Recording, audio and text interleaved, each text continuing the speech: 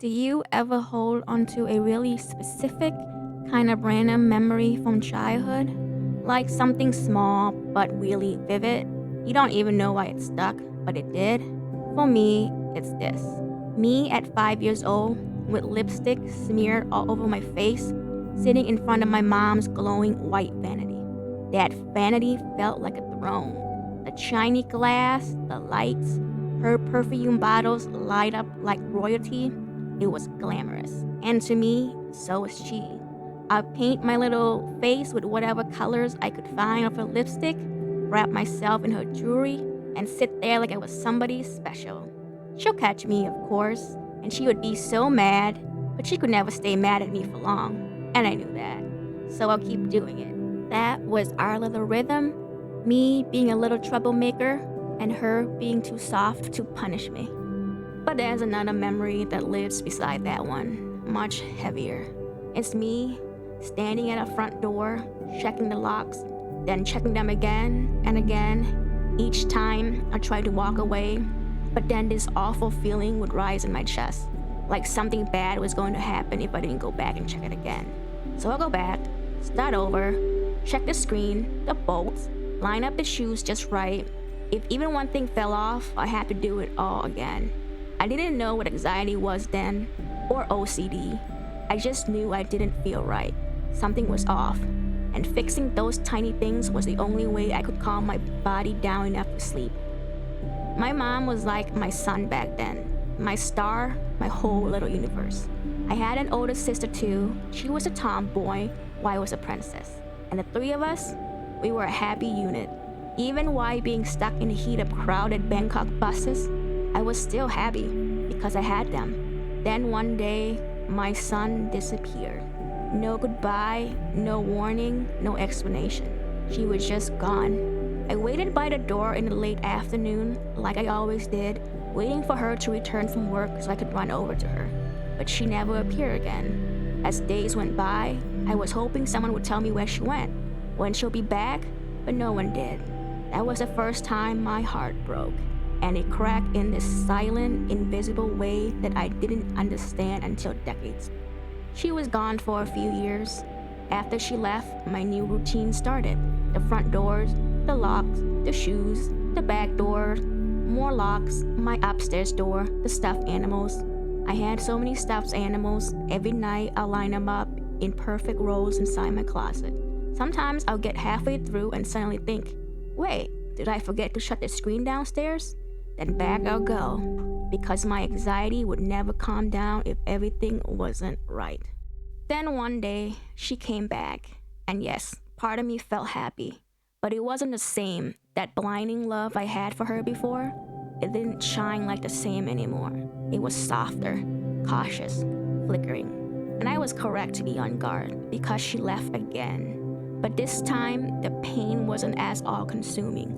There were more cracks to my heart, but there wasn't much left to break when your heart's already in pieces.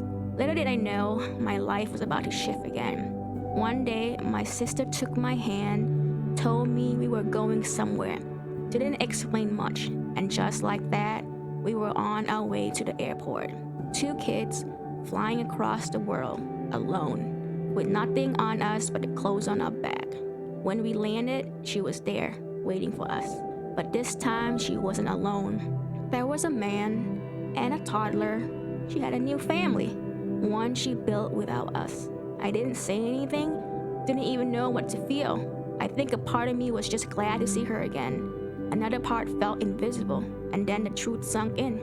She hasn't just left, she moved on. I didn't understand the impact of all this until much later on, until horrible choices in men, bad matches, self-sabotage, constant dating Russian roulette with strangers, my lack of true emotions. I thought I was cold, broken, but I wasn't. I was just a little girl whose heart had been shattered before she even understood what love really was. Later on, when I was in my 30s, after my twin flame triggered my spiritual awakening, my biggest tower moment came months later. It was one of those moments where you're hysterically crying so hard your chest hurt, breaking down in your bed while your dogs watch in confusion. wondering how your life has gotten to this point. My tower moment came after I realized it wasn't that I didn't know how to love or that I was a bad bitch with a cold heart who was good at pretending. It was that my idea of love was built on a false foundation. I was a coward from the beginning. All this time, I saw myself as being so awesome at being heartless that no man could get to me, when in reality, I picked the ones that I knew would never have the chance to hurt me. Plus, there has always been a wall around my fragile heart since my first and only heartbreak. At that moment, my sense of self crumbled. It occurred to me that I never actually knew myself at all. All my confidence in my sense of self was all built on a false belief. I cried for days, mourning my past self. Then I started to see her again, the little girl who used to play at the vanity, who checked the locks every night, who just wanted to feel safe. And I held her because no one else did. It took me a few days from the fog of what had happened to be lifted. I knew I had to pick myself back up. I couldn't just lay there and let my past keep me down. I couldn't give up on myself. I owed it to my inner child and my current self to find a way to experience the love I had forgotten. Healing didn't mean forgetting or pretending it didn't hurt. It meant finally seeing myself not as broken, but as someone who survived. And little by little, I'm learning how to love from a new place. Not from fear, not from longing, but from truth, from softness, from the strength of the girl who once believed in all-consuming love and went all in. To the child I used to be, I see you now. Please wait for me. I'm learning to love without fear again. Day by day, I'm doing things to help you heal.